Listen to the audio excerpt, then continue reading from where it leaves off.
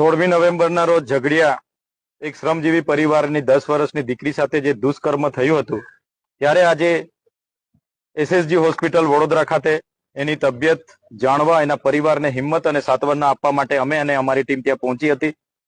ત્યાં અમે ડોક્ટરની ટીમ સાથે પણ ચર્ચા કરી છે. ત્યારે એ દીકરીની તબિયત ખૂબ જ નાજુક છે. ત્યારે બધાની સંવેદના એ પરિવાર સાથે છે, દીકરી સાથે છે. ઉપરવાળાને પ્રાર્થના કરીએ છીએ કે દીકરી ફરી સારી પરિસ્થિતિમાં આવી જાય. પરંતુ જે રીતે આ ઘટના બની છે, સમગ્ર ગુજરાતમાં આ વર્ષ દરમિયાન જે ઘટનાઓ બને છે, ત્યારે ક્યાંક ને ક્યાંક કાયદાઓ કડક કરવાની જરૂર હોય એવું અમને લાગી રહ્યું છે.